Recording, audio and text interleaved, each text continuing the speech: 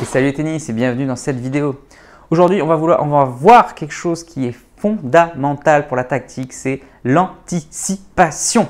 Tout vient de là. Juste avant, je rappelle que si les vidéos t'intéressent, je ferai un document gratuit le 25 décembre, un petit PDF qui résume la tactique au tennis en fiche. Donc si ça t'intéresse d'avoir un petit PDF gratuit sur la tactique au tennis, n'hésitez pas, il suffit de m'envoyer ton mail dans le lien qui est dans la description et j'enverrai le document le 25 décembre. C'est parti, l'anticipation, il y a énormément de choses à dire. Alors l'anticipation, ce que j'aime bien, c'est qu'elle est multifactorielle, c'est-à-dire qu'elle est au niveau de la tactique, mais elle est aussi au niveau de la technique, du physique et du mental. Donc j'ai déjà fait une vidéo sur la technique, l'anticipation au niveau de la technique. Vous pouvez aller voir, c'est dans mon calendrier de l'Avent, les fondamentaux techniques justement, où j'expliquais que même si c'était une compétence tactique, elle était généralement associée à la technique parce que c'était la lecture de balle et l'anticipation est très importante en lecture de balle, donc c'est souvent associé à la technique, donc n'hésitez pas à aller voir la vidéo. Évidemment, de base, c'est une qualité physique. Le temps de réaction simple et surtout le temps de réaction complexe. Justement, le temps de réaction complexe va nous permettre d'analyser et plus on a de l'expérience, plus on va pouvoir réagir tôt. Donc là aussi, j'avais déjà fait une vidéo sur l'anticipation en prépa physique, n'hésitez pas à aller la voir. Le titre s'appelait pas comme ça parce que c'était tout simplement les qualités physiques, c'était la qualité de vitesse. Et dans la vitesse, il y a la vitesse des muscles, il y a la vitesse du temps de réaction simple, temps de réaction complexe. Et puis bien sûr, j'avais déjà fait une vidéo sur l'anticipation en préparation mentale, mais pareil, ça s'appelait pas comme ça. Pourquoi? Parce que c'est la concentration. Et la concentration, c'est quoi? C'est la focalisation intentionnelle de l'attention. L'attention, c'est quoi? C'est porter son attention sur les éléments utiles à la performance. Si je veux voir si l'autre va lifter, qu'est-ce que je vais faire? Moi, je vais regarder si la raquette bouge de bas en haut ou de haut en bas. Et le son, est-ce qu'elle est chopée, est-ce qu'elle est coupée, est-ce qu'elle est liftée, est-ce qu'elle est frappée fort à plat? Donc du coup, je suis concentré sur ces deux éléments et bien sûr sur l'orientation du corps. Je ne vais pas, au moment où l'autre frappe, me concentrer sur le soleil qui passe et sur le vent qui passe. Non, évidemment, je suis concentré sur la balle et sur les éléments utiles à la performance. Et c'est ça, la concentration en préparation mentale, se focaliser sur les éléments utiles à la performance. Et justement, les professionnels sont bien meilleurs que les amateurs. Les débutants ne savent pas quoi regarder, ils regardent la balle. Ils regardent tout le temps la balle, du coup ils oublient plein d'éléments, mais les joueurs pros, vous inquiétez pas, qu'ils regardent plein d'autres éléments qui leur permettent d'anticiper. Un peu comme le gardien de foot qui anticipe selon les hanches, nous c'est pareil selon la position des appuis, l'orientation des épaules, la prise, etc. Donc nous on regarde tous ces éléments et il faut les connaître pour pouvoir être meilleur tout simplement, anticiper mieux. C'est comme l'escrime, j'avais vu ça au STAPS, c'est génial. Le débutant il regarde la lame. Le gars qui est un peu plus compétent, il regarde l'avant-bras et le joueur pro, en fait, enfin le professionnel, il regarde le buste. Donc en fait, quand on parle d'escrime, on regarde le buste avant tout parce que c'est là où on voit beaucoup plus facilement. Si on voit la lame, c'est trop tard. Et bien c'est un peu pareil pour nous avec la balle. Si on regarde la balle, et bien une fois que la balle est sur nous, c'est trop tard. Donc n'hésitez pas à aller voir cette vidéo sur la concentration qui était géniale. Moi j'aime bien cette caricature. On sait où va rebondir la balle au moment où elle rebondit. C'est la 4e série, on est débutant. On sait où va rebondir la balle au moment où elle passe le filet. C'est la 3e série. On sait où va retomber la balle alors qu'elle a à peine, elle est du côté, elle n'a pas passé le filet. Elle est encore du côté du joueur qui a frappé la balle. C'est la 2e série. Et la 1re série, c'est les joueurs qui arrivent à savoir alors que la balle a fait à peine 1 mètre de la raquette. La balle à peine a fait 1 mètre de la raquette que tout de suite, ils savent. Donc ça aussi, ça a été vu, je l'ai vu au STAPS, c'est très connu. C'est le fait de voir un milliard de trajectoires dans notre vie. Du coup, l'inconscient va pouvoir la remodéliser beaucoup plus rapidement. La première fois, on est obligé d'observer la trajectoire totale pour savoir où elle va aller. Mais plus on en a vu différentes et plus on en a vu un grand nombre, plus on va pouvoir le modéliser et l'anticiper rapidement. C'est pour ça qu'au bout d'un moment, à peine elle est partie, voilà, on peut la modéliser très rapidement. C'est pour ça aussi que les enfants qui débutent, les bébés, ne savent pas du tout attraper les balles parce que la balle rebondit, ils n'ont jamais vu ça, ils ne savent pas comment la balle va rebondir. Donc ils sont complètement perdus, mais plus on le fait, plus ils sont capables d'apprendre. C'est un peu le principe au tennis aussi, aux débutants, on apprend à attraper la balle, à lire les trajectoires de balle et c'est très important. En gros, même si vous connaissez la tactique et vous savez qu'à tel point il faut jouer croisé par exemple, si vous vous rendez compte au moment de la frappe, c'est trop tard. Vous n'avez pas eu le temps d'analyser la situation, vous n'avez pas eu le temps de mettre en place. Si par contre, vous avez automatisé la réponse et qu'elle est beaucoup plus rapide, vous allez pouvoir le mettre en application beaucoup plus facilement et ça va vous demander beaucoup moins d'énergie mentale. C'est sûr que les premiers joueurs, ils sont obligés de sans cesse réfléchir. Et ils me disent, mais Maurice, c'est hyper prenant ton truc, réfléchir à la tactique toujours où il faut jouer, c'est hyper chiant. Moi, je suis instinctif, moi, je préfère jouer là où ça me vient. Et c'est la loi de l'apprentissage, c'est la même chose pour la technique. Au début, on est obligé d'y penser si on veut progresser jusqu'au jour où ça devient inconscient, ça devient automatique et là on le met en place sans y penser et c'est là où justement on fait des grosses économies d'énergie et surtout un gain de temps énorme. Donc ce gain de temps est fondamental au tennis parce que la réponse elle vient très très vite, il faut faire le bon choix le plus rapidement possible. c'est la fameuse unité de temps dont on a déjà parlé dans les premières vidéos, n'hésitez pas à aller voir. Donc ce gain de temps est fondamental, ce gain d'énergie à long terme est quand même hyper important et hyper appréciable aussi, hein, plutôt que de ne pas toujours penser à tout, c'est hyper fatigant. Donc du coup voilà, ça devient automatique, tac tac, on répond. Et évidemment, plus on a vu la situation, plus elle est automatique, plus on l'a fait un grand nombre de fois, moins on y pense. Mais il n'y a pas que ça, il y a l'anticipation. Donc l'anticipation, il y a deux éléments, l'anticipation d'un coup et l'anticipation d'un match. On commence rapidement avec l'anticipation d'un match. En fait, l'anticipation d'un match, c'est très simple, c'est quoi? C'est j'analyse mon adversaire et je décide, j'analyse son point fort, ses points faibles et je décide d'une stratégie à mettre en place contre cet adversaire. Tout l'enjeu, c'est de savoir est-ce que je n'en tiens pas compte, je ne joue que mon point fort. Non, non, moi, peu importe mon adversaire, je vais jouer mon point fort, je vais faire service volé, première, deuxième, peu importe. Ou est-ce que je vais être à 100% sur l'adversaire? Oula, il n'a pas de revers, je vais jouer que sur le revers, même si ce n'est pas du tout mon style de jeu. Et à quel endroit je me situe entre les deux. Bref, je fais un plan de match. Ça ne veut pas dire que je vais respecter mon plan de match tout le temps. Je veux jouer sur le revers et puis ce jour-là, le mec a un revers monstrueux. Ben, je ne vais pas continuer tout le match, je vais changer. D'où l'intelligence tactique dont on a déjà parlé. D'où l'adaptation.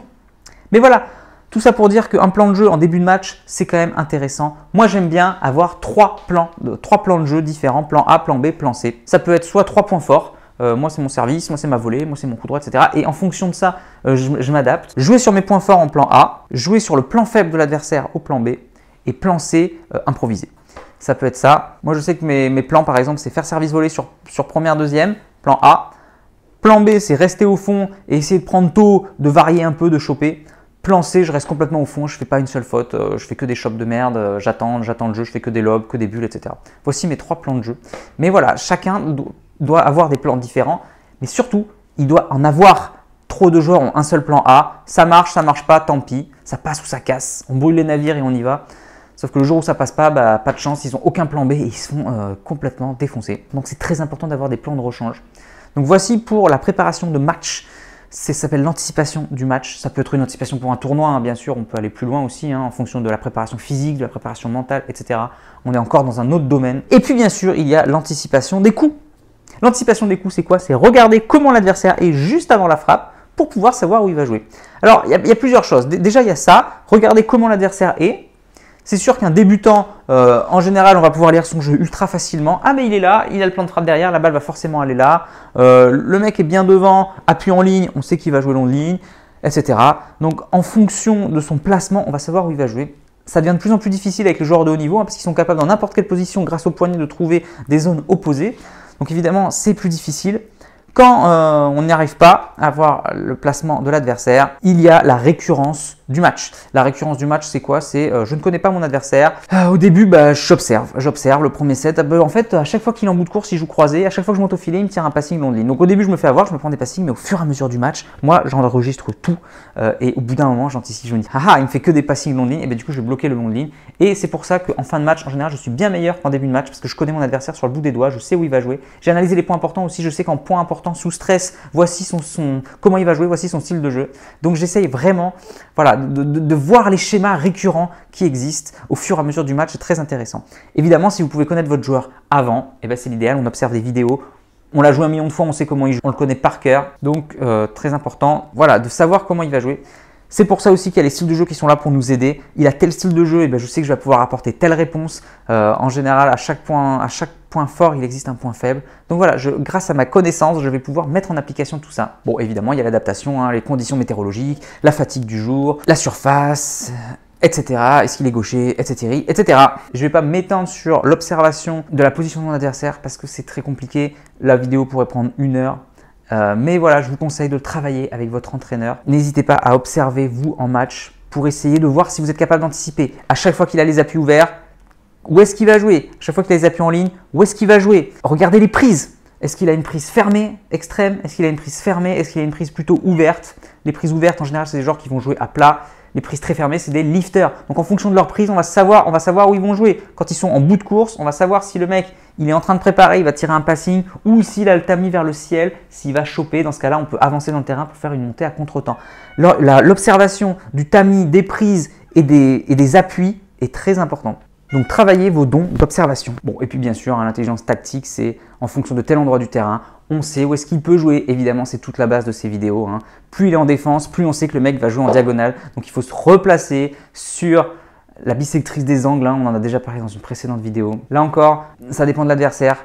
Moi, je sais que quand je joue à mon niveau au classement en dessous, à chaque fois que j'ai complètement débordé quelqu'un, je sais qu'il va jouer court, je sais qu'il va jouer plus ou moins croisé, je m'avance dans le terrain et je peux dominer l'échange. Si je joue un mec à 4-5 classements de plus que moi, je le domine en bout de course, je m'avance tout content et le mec me tire un passing monstrueux parce qu'il n'est pas du tout débordé. En fait, il est beaucoup plus rapide que prévu, il a une puissance monstre, etc. Et je suis surpris et je suis complètement dépassé. Mais voilà, je sais qu'à mon classement, je sais que je me connais, je sais que telle balle, en général, les gens ont du mal. Je sais que telle balle, les gens en général n'ont pas de mal, etc. Pareil, mon service kické, hein, je sais qu'à telle intensité, si je frappe de toutes mes forces, qu'elle est bien kickée et que je monte vite, j'aurai une volée possible en tout cas, ou facile. Par contre, si je me loupe, je sais que j'aurai une volée très compliquée. Donc tout de suite, en fonction de mon résultat, de ma puissance de frappe, de ma zone où j'ai joué, je sais comment l'adversaire va réagir à peu près et comment il va retourner. Donc ça, c'est l'intelligence tactique. Voilà, maintenant c'est à vous de le mettre en place, hein. Je vous rappelle, l'observation, donc l'anticipation avant les matchs, bien sûr, pour connaître l'adversaire, l'observation pendant le match, essayer de repérer comment l'adversaire joue, la connaissance tactique en fonction de là où est la balle, je sais où je vais jouer, et la fonction de ses points forts. Ça me rappelle une anecdote que j'ai, je connaissais un joueur, son point fort c'est qu'il était, donc il était 0, mais ancien moins 30, il était capable de jouer où il voulait, avec sa main à la puissance qu'il voulait, sans faire de faute, c'était un monstre. Par contre son point faible c'était que physiquement, il était très peu endurant, dès qu'il y avait plus de 10 échanges c'était compliqué, et puis il était pas si rapide que ça, au final il était très lent. Sauf qu'il n'était jamais débordé. Pourquoi? Parce qu'à chaque fois qu'il faisait un coup, il savait exactement où la balle allait revenir. Il faisait un chop, il savait que la balle allait revenir court à cet endroit. Et j'étais fasciné de le voir jouer parce qu'à chaque fois qu'il frappait, il se replaçait complètement à l'opposé du terrain parce qu'il savait que la balle allait revenir là. Et je me suis toujours demandé, mais pourquoi est-ce que l'adversaire ne joue pas là où il n'est pas, de côté vide? Et un jour, j'ai joué contre lui et je me suis dit, je vais essayer. Évidemment, avec mon pauvre classement de 3-6, je me suis fait dominer et ce jour-là, j'ai compris. Il m'a fait un chop très très court, très sortant, très fusant et je l'ai vu complètement se replacer dans un endroit du court et je me suis dit ah ouais je vais y aller et je vais jouer dans l'espace vide, sauf qu'en fait j'étais tellement en bout de course, tellement à l'arrache que je pouvais rien faire d'autre. Je pouvais pas la tenter sinon je savais que j'allais faire la faute, j'étais obligé de la repousser comme je pouvais, courte dans le carré. Et bien sûr il était là en décalage coup droit et il n'avait plus qu'à conclure son point. Et ça m'a impressionné parce que je me suis dit qu'il avait l'intelligence de savoir que son coup est fait mal et de savoir que je n'aurais pas d'autre solution que de la remettre là. Et ça, c'est une grosse intelligence tactique, stratégique, et j'ai apprécié donc du coup jouer contre lui parce que non seulement il était monstrueux techniquement, mais c'est surtout qu'il avait une grosse intelligence de jeu. Et moi j'adore les joueurs intelligents bien sûr. Voilà les tennis pour cette vidéo, j'espère qu'elle vous a plu. Donc l'anticipation, c'est la clé. J'ai beaucoup aimé le livre Comment gagner, qui parle quasiment que de ça dans le premier chapitre et qui parle que de ça dans tout le livre. À chaque fois, il donne des exemples. La position est fermée, où est-ce que l'autre va jouer, attaque sur le coup droit, le mec est en retard, trop près de la balle, et bien voici où est-ce qu'il va jouer, etc. Donc il y a tous les repères visuels dont vous avez besoin pour anticiper. Donc j'ai trouvé ça monstrueux, c'est ce qui manque peut-être au tennis. Les fondamentaux tactiques, c'est l'anticipation en fonction de l'adversaire. Donc il n'y a que des images pour développer ça. Donc si vous voulez développer ça, n'hésitez pas à vous procurer le livre. Il est génial de ce point de vue-là. Vous allez progresser à vitesse grand V. Tennis, comment gagner. Je vous mets le livre dans la description. Il suffit, si vous voulez l'acheter, il suffit de cliquer sur le lien. Allez, à demain pour la prochaine vidéo. N'oubliez pas, allez jouer au tennis, anticipez, progressez et surtout, faites-vous plaisir. Ciao. Si tu es encore là, c'est que soit tu es très motivé, et dans ce cas-là, je te félicite, soit que tu aimes ce que je fais. Dans tous les cas, s'il te plaît, laisse un commentaire pour donner ton opinion et soutiens mon travail, soit en partageant les vidéos, c'est important pour l'algorithme, soit en allant sur Tipeee. Tu peux aller encore plus loin en t'abonnant à ma newsletter où je te donnerai plein de conseils. Rien de plus facile, clique sur le lien dans la description. À bientôt.